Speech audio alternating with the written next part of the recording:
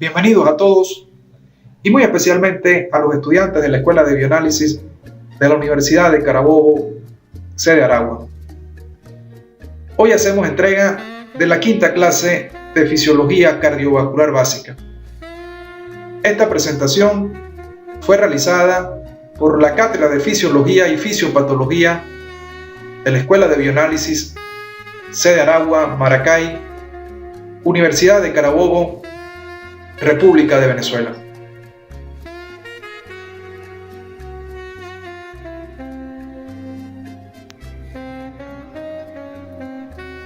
En las clases anteriores estudiamos los aspectos anatómicos, histológicos y funcionales, la actividad eléctrica del corazón, el ciclo cardíaco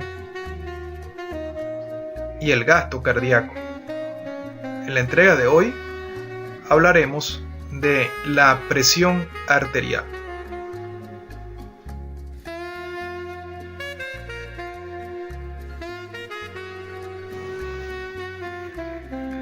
La presión arterial es la presión que ejerce la sangre contra la pared de las arterias.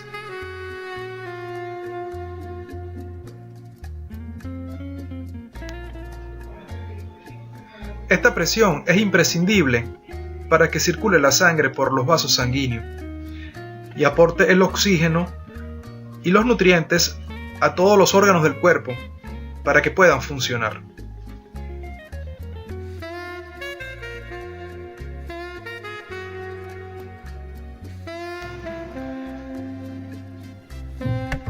En esta gráfica podemos observar las variaciones en la presión sanguínea a lo largo del árbol vascular.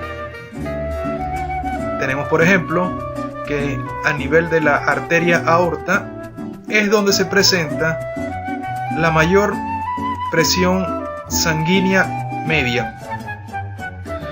En la medida que el árbol vascular se va ramificando y da origen a pequeñas arterias, la presión sanguínea disminuye. Cuando llegamos a las arteriolas, la presión sanguínea es mucho menor. Sigue cayendo a nivel de los capilares, de las vénulas y las venas. Debemos recordar que la presión sanguínea a nivel de las venas es mucho más baja que la presión sanguínea a nivel de las arterias. Ya cuando llegamos al punto donde se ubican las venas cavas, la presión sanguínea es mucho menor.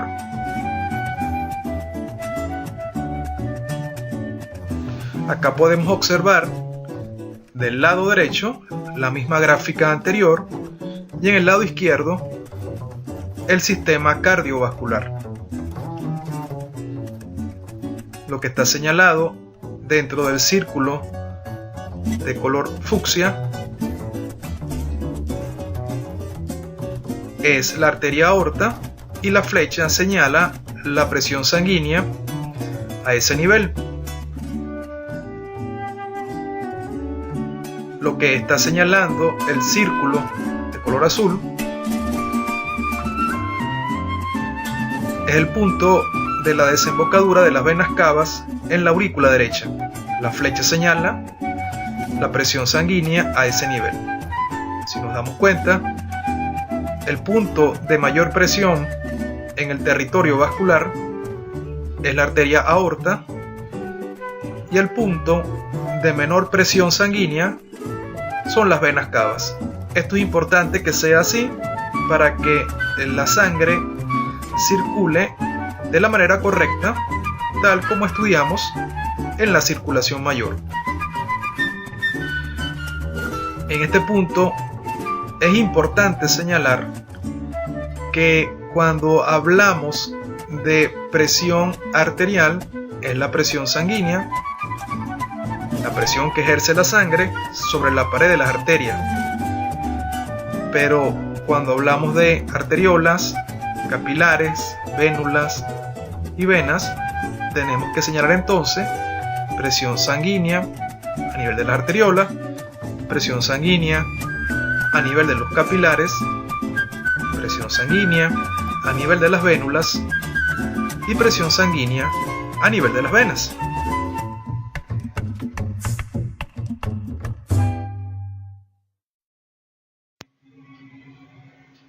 En la imagen animada podemos observar la eyección de la sangre por parte del ventrículo izquierdo. La sangre que es eyectada hacia la arteria aorta ejerce presión sobre la pared de la arteria y esto permite que la arteria sea distendida gracias al tejido elástico que posee. Posteriormente, la retracción elástica hace que la arteria regrese a su posición original y permita que la sangre siga circulando. Es decir, como estudiamos en clases anteriores, la sangre circula tanto durante la sístole como durante la diástole. El punto en el cual hay mayor presión sobre las arterias se conoce como presión arterial sistólica. Cuando la presión en las arterias desciende a su nivel mínimo, esto se corresponde con la presión arterial diastólica.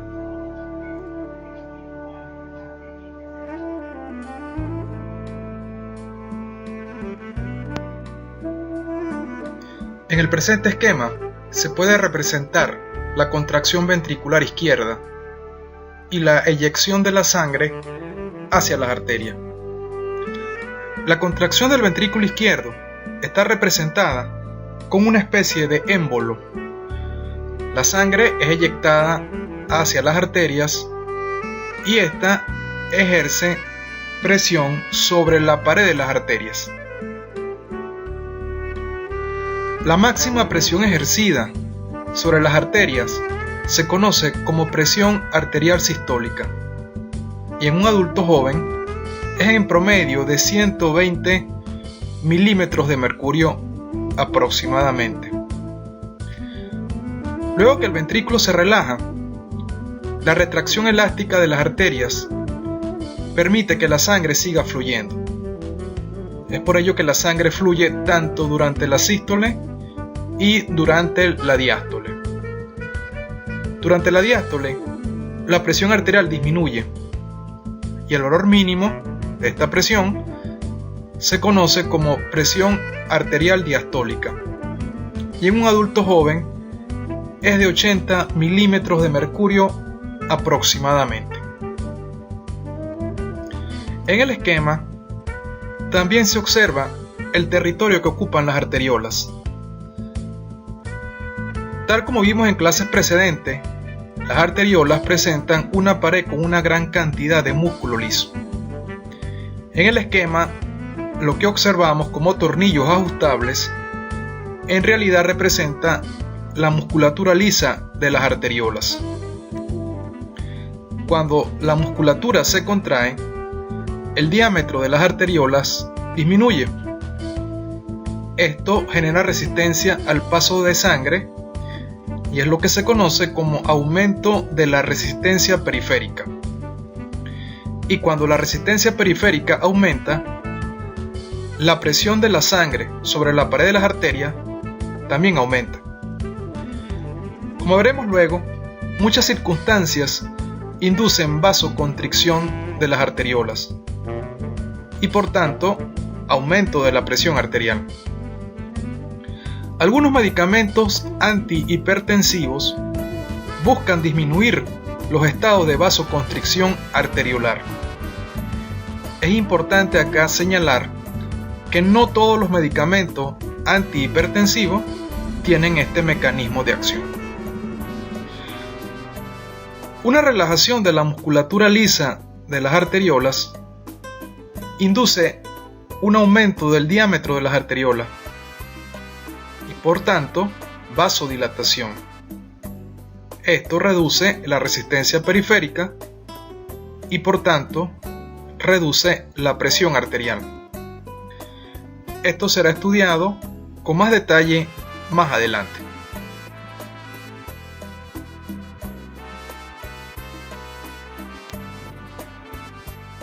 Acá vemos el esquema anterior en el momento de la sístole. Observen la dilatación de la pared de las arterias, y es gracias a la presión que ejerce la sangre sobre sus paredes. La dilatación de las arterias y la posterior retracción de las mismas se debe a la presencia de fibras elásticas en la pared de las arterias.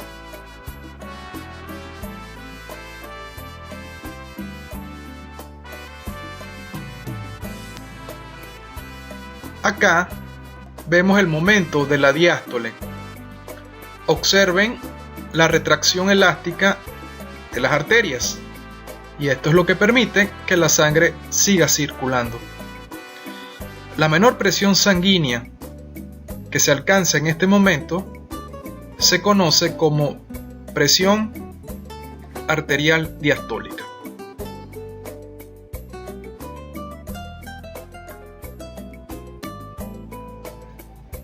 La presión arterial es directamente proporcional al gasto cardíaco y a la resistencia periférica. Es lo que observamos en la fórmula de presión arterial, que es el resultado de multiplicar el gasto cardíaco por la resistencia periférica. Por otro lado, como vimos en la clase anterior, el gasto cardíaco es proporcional al volumen sistólico y a la frecuencia cardíaca. El volumen sistólico depende de varios factores. Uno de ellos es la precarga, y la precarga depende del retorno venoso. Es decir, todo lo que aumenta el retorno venoso aumenta la precarga, y por tanto el volumen sistólico, el gasto cardíaco y por ende la presión arterial. Contrariamente, la poscarga se opone al vaciamiento del ventrículo. Por tanto, todo lo que aumente la poscarga reduce el volumen sistólico y consecuentemente el gasto cardíaco. Recuerden que esto fue estudiado en la cuarta clase. Por otro lado, la contractilidad del miocardio, al aumentar, aumenta el volumen sistólico, y esto a su vez aumenta el gasto cardíaco y por lo tanto la presión arterial. La estimulación simpática sobre el músculo cardíaco incrementa su contractilidad. El otro factor del cual depende el gasto cardíaco es la frecuencia cardíaca, y la frecuencia cardíaca es regulada por el sistema nervioso autónomo, tanto el sistema nervioso simpático como el parasimpático. Recuerden que el corazón tiene actividad eléctrica propia. Sin embargo, la estimulación simpática incrementa la frecuencia cardíaca y por lo tanto el gasto cardíaco y la presión arterial.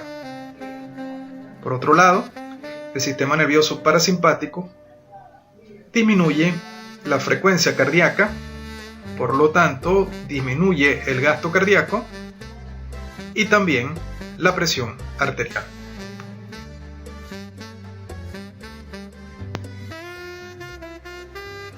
Bien, juguemos ahora con las analogías. Acá tenemos un modelo del sistema cardiovascular. Podemos ver a la bomba que impulsa la sangre, que es el corazón, y si hablamos de la circulación mayor, debemos recordar que el ventrículo izquierdo bombea la sangre hacia las arterias, las cuales tienen paredes ricas en fibras elásticas, lo que les permite distenderse cuando la sangre ejerce presión sobre ellas. Luego, la retracción elástica permite que vuelvan a su posición original. En el esquema vemos el territorio que ocupan las arteriolas, y debemos recordar que la pared de las arteriolas es rica en musculatura lisa. Cuando la musculatura lisa se contrae, disminuye el radio de las arteriolas y esto incrementa la resistencia al paso de la sangre. Cuando hay vasoconstricción de las arteriolas, se dice que hay un aumento de la resistencia periférica. Contrariamente, cuando la musculatura lisa de las arteriolas se relaja, entonces aumenta el radio de las arteriolas.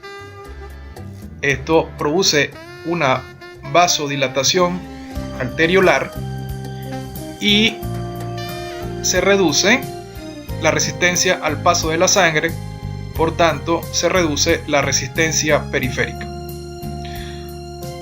Luego en el esquema observamos los capilares, donde ocurre el intercambio de gases y nutrientes entre la sangre y las células, y toda la sangre venosa es drenada hacia las vénulas. Estas vénulas drenan en pequeñas venas que al unirse forman venas de mediano calibre y finalmente desembocan en una de las dos grandes venas de nuestro organismo, que son las venas cava superior y la vena cava inferior.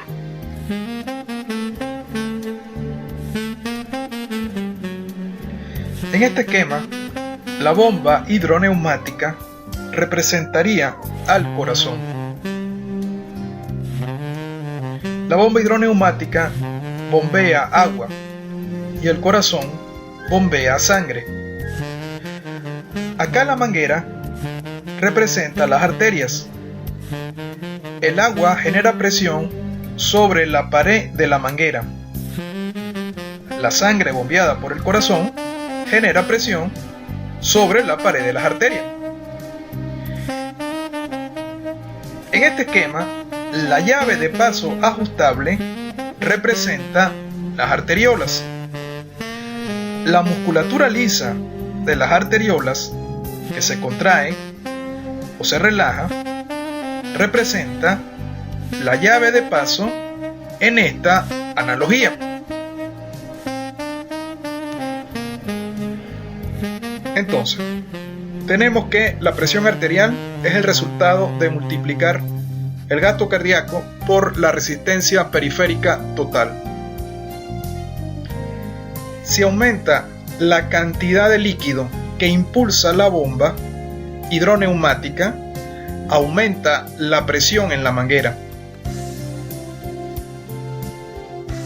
En el sistema circulatorio, esto ocurre cuando aumenta el gasto cardíaco.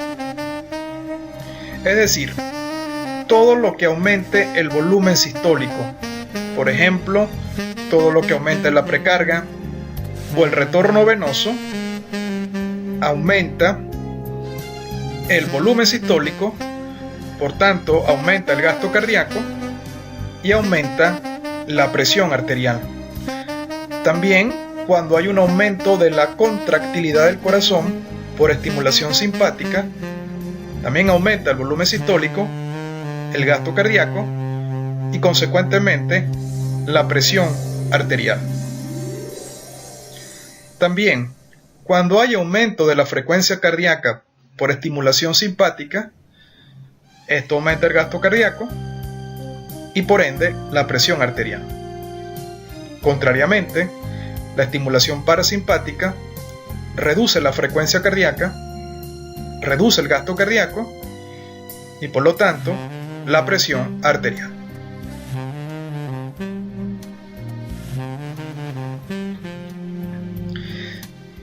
En la analogía, si se cierra ligera o intensamente la llave de salida, se retiene líquido dentro de la manguera y esto produce aumento de la presión arterial. En el sistema circulatorio, esto ocurre cuando se produce vasoconstricción de las arteriolas. Existen muchas situaciones que inducen la contracción de la musculatura lisa de las arteriolas. Cuando esto ocurre, aumenta la resistencia periférica y por lo tanto aumenta la presión arterial. Contrariamente, existen muchas situaciones que pueden inducir relajación de la musculatura lisa de las arteriolas. Por lo tanto, induce vasodilatación y esto reduce la resistencia al paso de la sangre, es decir, una disminución de la resistencia periférica.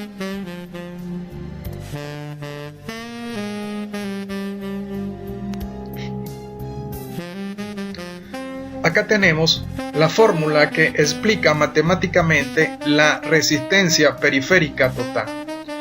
La resistencia periférica total viene dada básicamente por el radio de las arteriolas. Es en las arteriolas donde se controla básicamente la resistencia periférica total. Expliquemos entonces lo siguiente. La resistencia periférica total es directamente proporcional a la longitud a través de la cual fluye el líquido. En nuestro caso, el líquido es la sangre y esta longitud se refiere a la longitud de las arterias del sistema cardiovascular. Este es un valor relativamente constante en el adulto.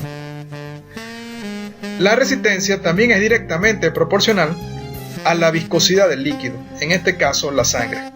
Cualquier situación que provoque aumento de la viscosidad de la sangre aumenta la resistencia periférica. Por ejemplo, cuando existen estados de hemoconcentración o también cuando hay un aumento en la cantidad de glóbulos rojos.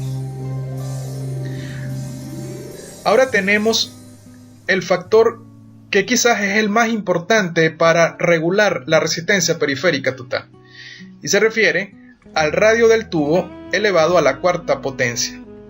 ¿Y de qué radio estamos hablando? Estamos hablando del radio de las arteriolas. Recuerden que el radio es la mitad del diámetro. Cualquier situación que provoque relajación de la musculatura lisa de las arteriolas produce vasodilatación, aumento del diámetro de las arteriolas, por lo tanto hay un aumento del radio. Si esto lo elevamos a la cuarta potencia y esto divide en la fórmula, la consecuencia es que hay una disminución de la resistencia periférica total.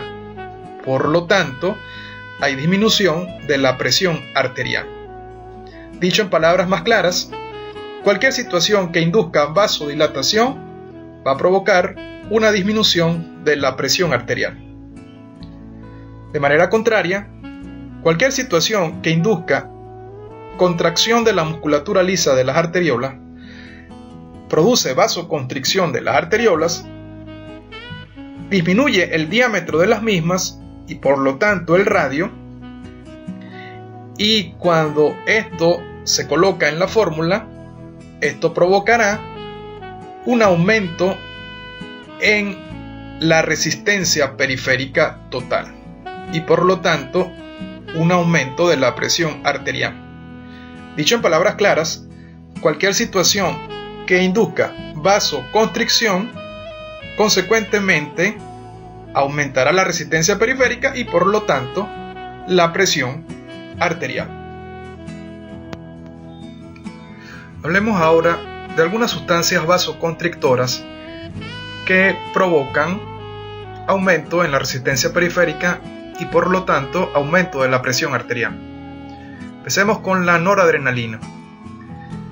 La noradrenalina es el neurotransmisor que se secreta a nivel de las terminaciones simpáticas sobre la musculatura lisa de las arteriolas. Cuando se activa el sistema nervioso simpático, se libera esta sustancia sobre la musculatura lisa de las arteriolas y esto provoca contracción de las células musculares lisas. Por lo tanto, el radio de las arteriolas disminuye y como en la fórmula este valor está dividiendo La consecuencia será un aumento en la resistencia periférica total y por lo tanto aumento de la presión arterial. Recordemos que el sistema nervioso simpático inerva diferentes porciones del sistema cardiovascular, como por ejemplo el corazón, la pared de las arteriolas, de las venas, entre otros. Cualquier situación que induzca la activación del sistema nervioso simpático provocará, como dijimos, liberación de noradrenalina sobre la musculatura lisa. Esto inducirá vasoconstricción arteriolar y un aumento en la resistencia periférica.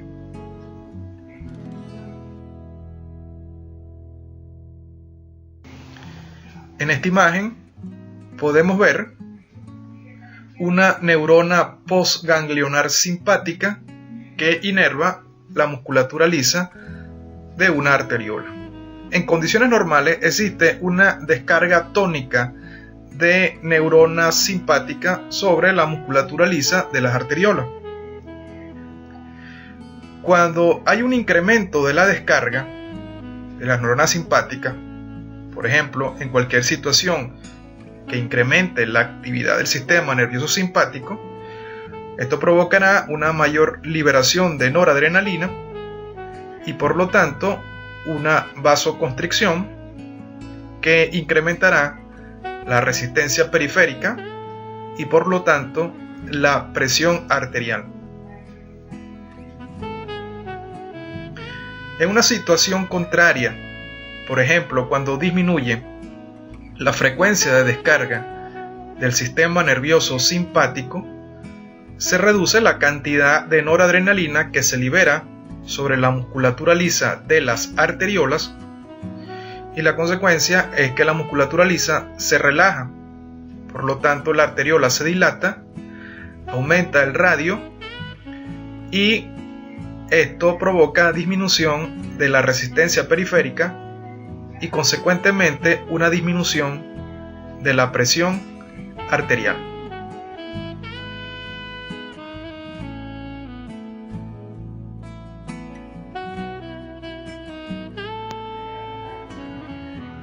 Otras sustancias vasoconstrictoras muy importantes son las endotelinas. Las endotelinas son sustancias de origen peptídico producidas por el endotelio. Las células endoteliales producen y secretan endotelinas y estas difunden hacia la musculatura lisa de las arteriolas, provocando contracción de las mismas. Esto induce vasoconstricción de las arteriolas y en la fórmula vemos que esto reduce el radio, que está elevado a la cuarta potencia. Cuando hay esta reducción del radio, en la fórmula esto provocará un aumento en el valor de la resistencia periférica total. Por lo tanto, esto induce aumento de la presión arterial.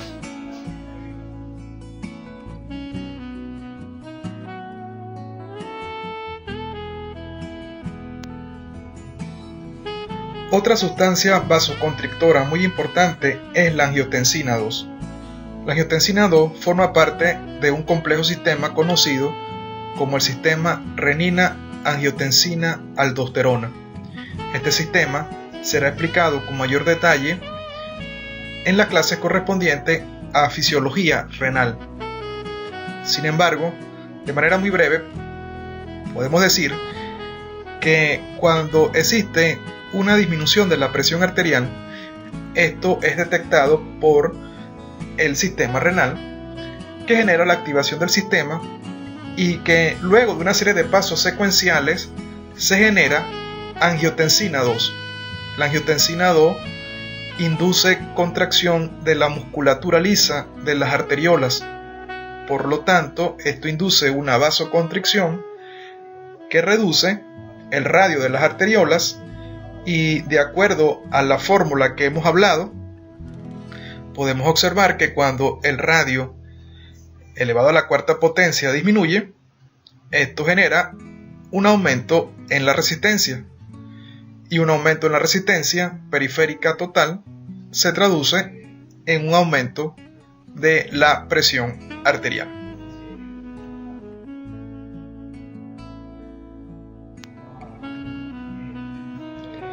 La antidiurética también es una sustancia que induce vasoconstricción a nivel arteriolar. La antidiurética es una hormona que es secretada por la neurohipófisis. Quizás una de las funciones más conocidas de la antidiurética, también conocida como vasopresina, es que induce reabsorción de agua a nivel de los túbulos renales, y este es uno de los mecanismos más importantes que permite concentrar la orina. Sin embargo, esto será estudiado con mayor detalle en la clase correspondiente a fisiología renal.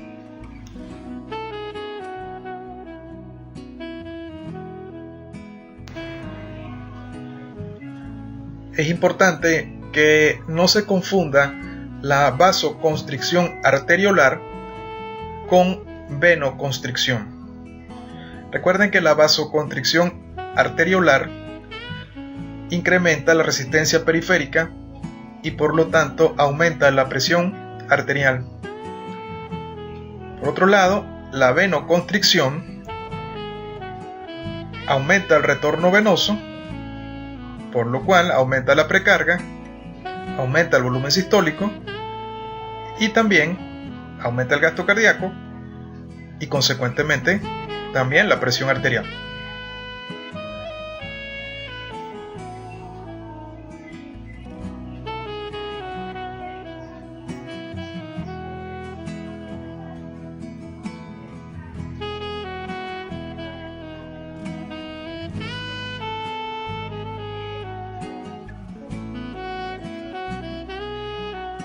Aunque vasoconstricción arteriolar y venoconstricción no es lo mismo, al final ambas inducen aumento de la presión arterial.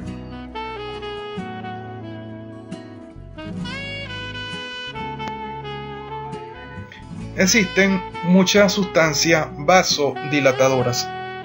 La adrenalina es una de ellas. La adrenalina es liberada por la médula suprarrenal cuando ésta es estimulada por nervios preganglionares simpáticos.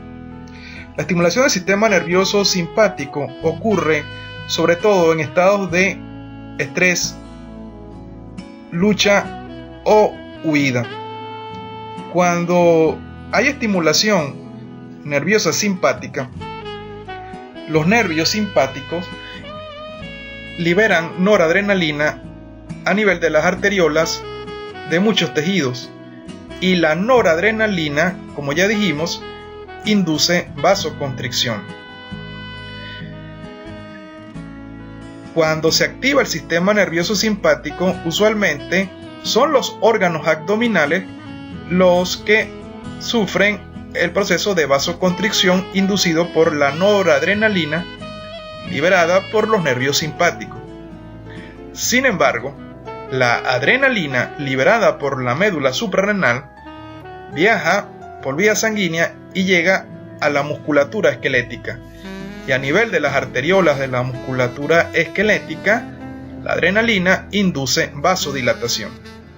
Esta dupla formada por la vasoconstricción generada por la noradrenalina a nivel de órganos abdominales y la adrenalina que induce vasodilatación de la musculatura esquelética garantiza que en los estados de lucha o de huida se reduzca el flujo sanguíneo hacia tejidos menos importantes en ese momento, como por ejemplo el tubo digestivo, pero que se aumente el flujo sanguíneo a tejidos que son muy activos en los estados de lucha o de huida, como es el caso de la musculatura esquelética.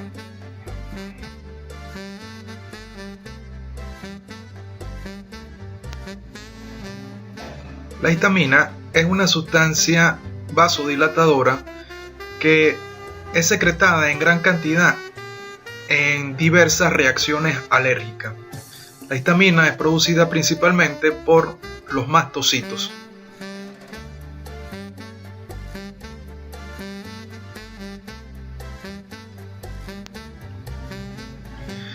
En diversas reacciones alérgicas se produce liberación de histamina en gran cantidad.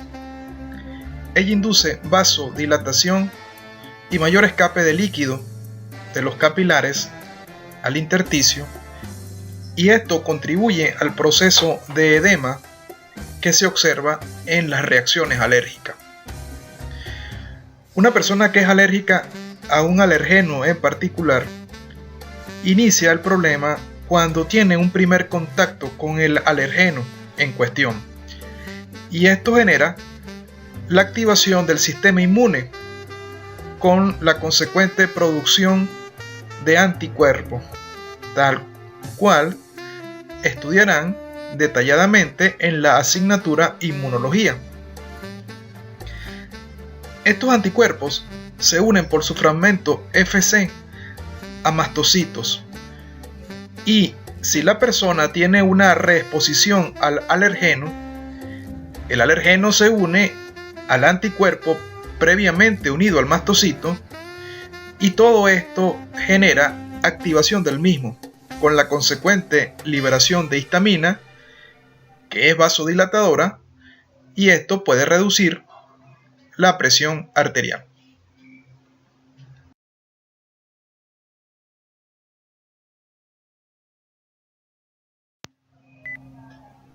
Una de las sustancias vasodilatadoras más importantes es el óxido nítrico. El óxido nítrico es producido en condiciones normales por las células endoteliales. El óxido nítrico difunde hacia las células musculares lisas e induce relajación de las mismas. Por lo tanto, el óxido nítrico produce vasodilatación. Cuando las arteriolas se vasodilatan, tal cual hemos dicho anteriormente, esto aumenta el radio de las arteriolas. En la fórmula, el radio está elevado a la cuarta potencia, y cuando el radio de las arteriolas aumenta, esto provoca que la resistencia periférica disminuya, y por lo tanto la presión arterial también disminuye.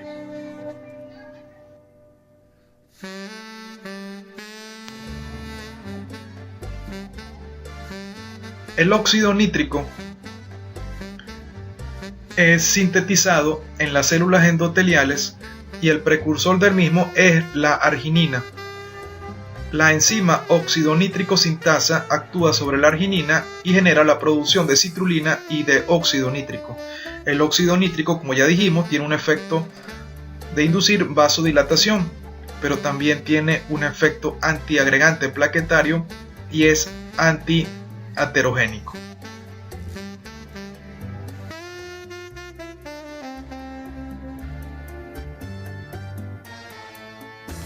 Cuando existen infecciones microbianas, por ejemplo, en los casos de septicemia, los leucocitos sintetizan gran cantidad de óxido nítrico, ya que la infección microbiana induce la expresión de la enzima óxido nítrico sintasa en estas células.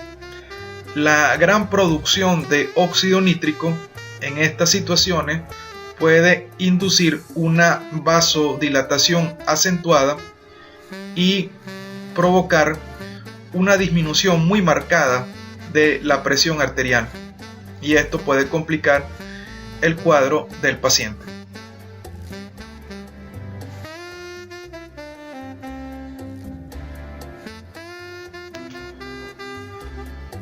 Otras situaciones que pueden inducir vasodilatación es cuando a nivel de los tejidos disminuye la tensión de oxígeno, o cuando aumenta la tensión de dióxido de carbono, cuando aumenta la concentración de protones y por lo tanto aumenta la acidez, o cuando aumenta la concentración de potasio. Estas circunstancias influyen sobre la musculatura lisa de las arteriolas, provocando relajación de las mismas.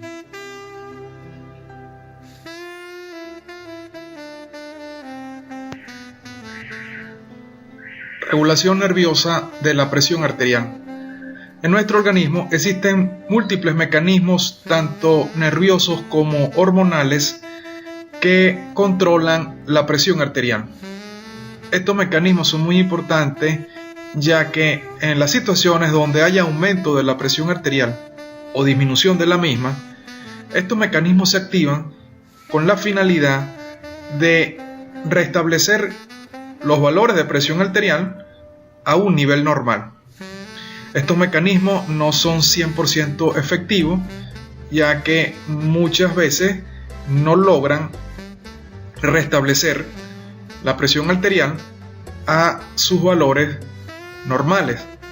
Sin embargo, si no existieran estos mecanismos de regulación, los cambios en la presión arterial serían mucho más marcados. En este momento vamos a hablar de algunos mecanismos de regulación nerviosa, y en el próximo tema de fisiología renal se estudiarán algunos mecanismos de regulación hormonal de la presión arterial. ¿Qué pasaría si aumenta la presión arterial por cualquier circunstancia en un individuo? Estos aumentos de la presión arterial son detectados por unos receptores nerviosos llamados vasoreceptores. Existen vasoreceptores aórticos ubicados en el callado de la aorta, y también existen vasoreceptores carotídeos ubicados en la bifurcación de las arterias carótidas. El centro nervioso que regula la presión arterial es el bulbo raquídeo. Recuerden que el bulbo raquídeo forma parte del tronco encefálico. Cuando hay aumento en la presión arterial, los receptores nerviosos ubicados en la aorta y en las arterias carótidas detectan la información y transmiten la misma hacia el bulbo raquídeo, ya que estos receptores están conectados a fibras nerviosas aferentes. Esta información llega al bulbo raquídeo y este sistema integrador genera una respuesta. La respuesta desciende por vía de fibras nerviosas eferentes que se dirigen al corazón y a los vasos sanguíneos. La respuesta que se produce entonces es una disminución de la frecuencia cardíaca para de esta manera tratar de reducir la presión arterial. Evidentemente, esto se refiere a una activación del sistema nervioso parasimpático. Y por otro lado, las fibras nerviosas que inervan a las arteriolas y a las venas disminuyen su descarga, lo que trae como consecuencia una dilatación de las arteriolas, que trae como consecuencia, por supuesto, una disminución de la resistencia periférica y por lo tanto disminución de la presión arterial. También se produce dilatación de las venas y esto reduce el retorno venoso, por lo tanto se reduce la precarga, el volumen sistólico, el gasto cardíaco y también la presión arterial. No olviden que todos estos mecanismos se ponen en juego es para tratar de reducir la presión arterial a un nivel normal. Sin embargo, estos mecanismos, como ya hemos dicho, no son 100% eficientes.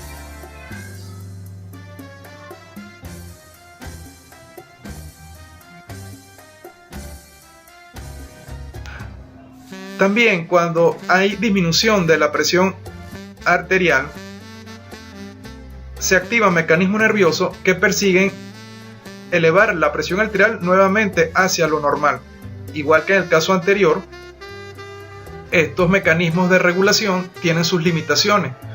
Sin embargo, si no existieran, entonces la disminución de la presión arterial sería mucho más marcada y esto traería graves consecuencias.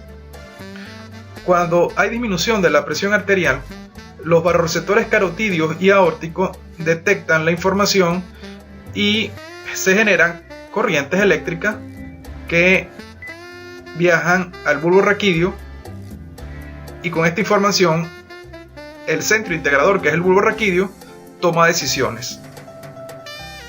Uno de ellos es enviar impulsos nerviosos al corazón para aumentar la frecuencia cardíaca, es decir, se incrementa la descarga simpática. Por otro lado,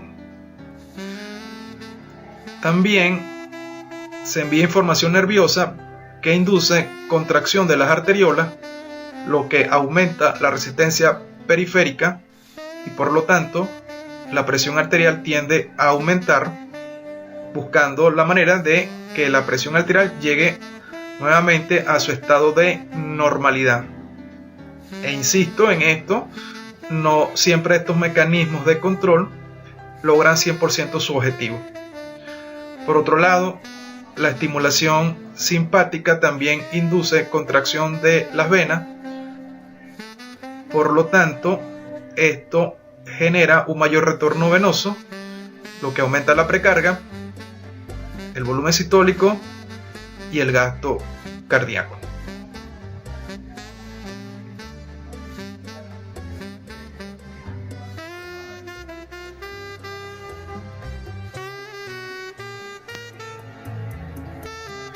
Medición de la presión arterial. Para la medición de la presión arterial necesitamos un equipo que incluye un brazalete inflable o manguito que se pone alrededor del brazo. Algunos aparatos inflan el brazalete automáticamente, mientras que otros necesitan que se les bombee aire manualmente, como es el caso de lo que observamos en la imagen. Este equipo incluye además un indicador con número y manecillas, como lo que vemos en la imagen, pero existen equipos más sofisticados que tienen pantallas digitales que muestran la lectura de la presión arterial.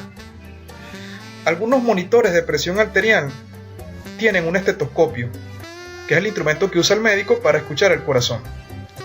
No todos los monitores necesitan de estetoscopio para medir la presión arterial, pero en el caso que observamos en la imagen, sí lo necesitamos. Una vez colocado el brazalete o manguito alrededor del brazo, se infla hasta un punto que la compresión sobre el brazo ocluye el flujo de sangre por las arterias. Cuando el manguito ocluye el flujo sanguíneo arterial, no se escuchan ruidos con el estetoscopio colocado sobre la arteria braquial en un sitio distal al manguito. Posteriormente, empezamos a desinflar lentamente el manguito y se llega a un punto en el cual ya la arteria no está ocluida totalmente, sino que el flujo de sangre se restablece parcialmente. Como hay una ligera oclusión todavía de la arteria, esto genera que en ese punto haya flujo turbulento, y el flujo turbulento genera ruido, y ese ruido es detectado con el estetoscopio. En el punto en el cual se escucha ese primer ruido, esto se corresponde con la presión arterial sistólica. Los ruidos que genera el flujo turbulento se conocen con el nombre de ruidos de Korotkov. Se sigue desinflando el manguito, se siguen escuchando los ruidos, y cuando ya la luz de la arteria no es ocluida y se restablece el flujo sanguíneo normal, entonces ya el flujo no es turbulento sino es flujo laminar, y esto no genera ruido. Cuando se dejan de escuchar los ruidos con el estetoscopio, esto se corresponde con la presión arterial diastólica.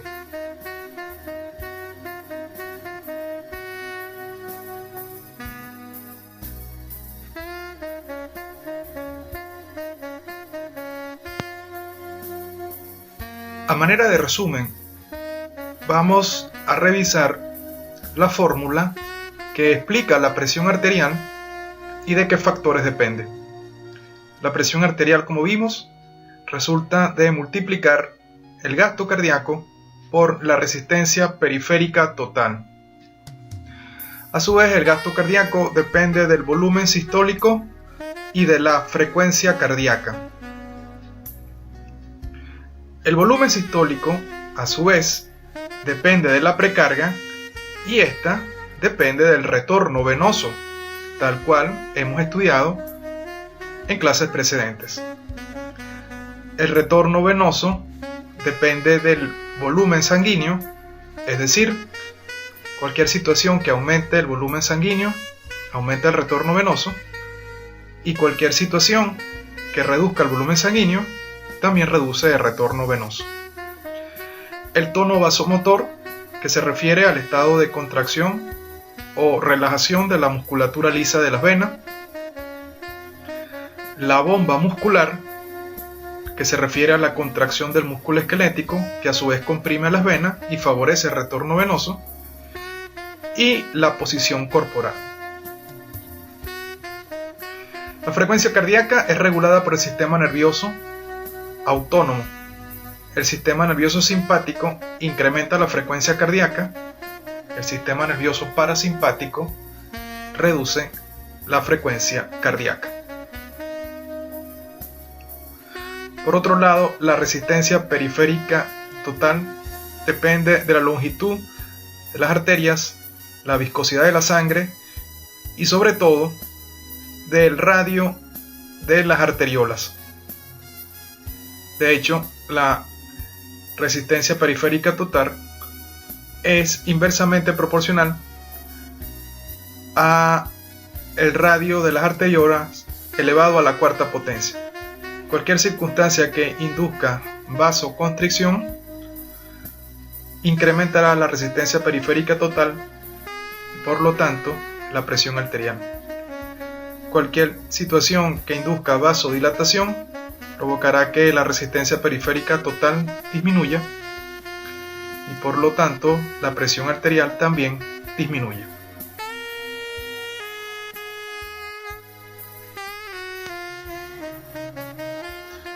A partir de la información anterior, trate de explicar detalladamente qué podría suceder con la presión arterial en una situación hipotética tal como la planteada en la imagen.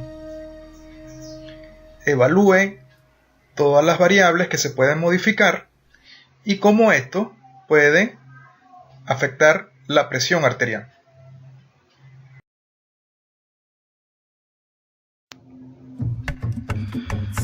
Explique detalladamente qué podría suceder con la presión arterial en esta situación. Un paciente que se le indique ingerir furosemida. La furosemida es un diurético.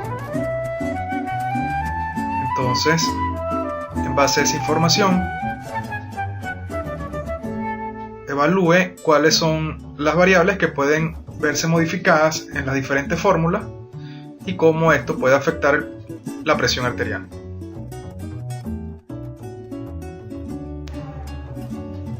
Explique detalladamente qué podría suceder con la presión arterial en una persona que tome captopril.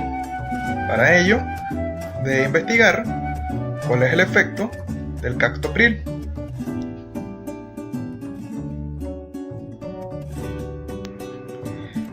Explique detalladamente qué podría suceder con la presión arterial en una persona que tenga que tomar bisoprolol o que tenga que tomar amlodipina. Evalúe cómo se pueden modificar las variables de las cuales depende la presión arterial.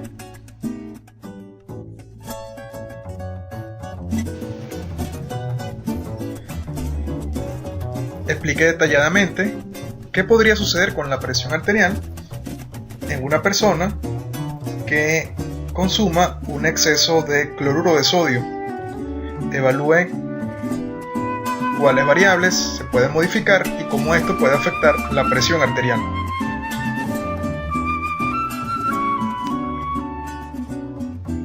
Explique detalladamente qué podría suceder con la presión arterial en esta hipotética situación donde la persona tiene una hemorragia muy grande. Aquí aclaramos que la imagen no es real, pero imagine que la modelo está herida y aún está viva.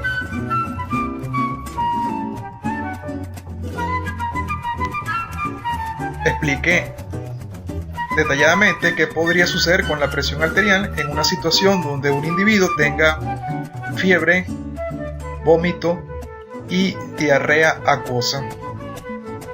Evalúe cómo esta situación puede modificar algunas de las variables que están relacionadas con la presión arterial.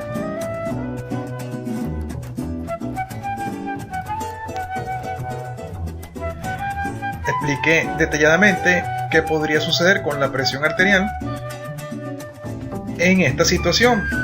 Por ejemplo, una atleta que esté corriendo una carrera. Evalúe cuáles son las variables que pueden ser modificadas en esta situación y cómo esto puede afectar la presión arterial.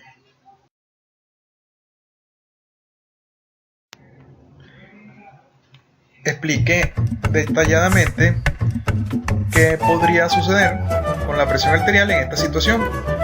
El niño de la imagen tiene septicemia, una infección masiva por bacterias, lo cual provoca una hiperproducción de óxido nítrico por los leucocitos de su sistema inmune. Evalúe cuál de las variables puede ser modificada y cómo esto puede afectar la presión arterial.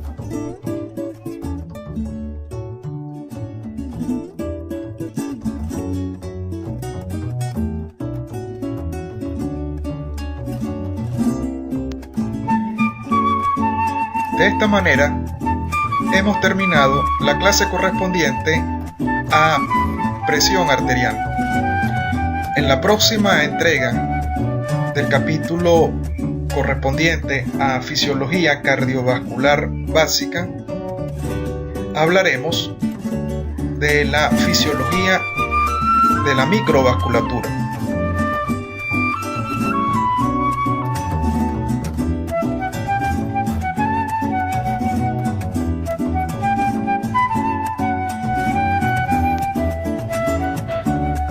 Esperando que la presente clase haya sido del mayor provecho para todos ustedes, la Cátedra de Fisiología y Fisiopatología de la Escuela de Bioanálisis, Universidad de Carabobo, sede Aragua, se despide hasta la próxima entrega.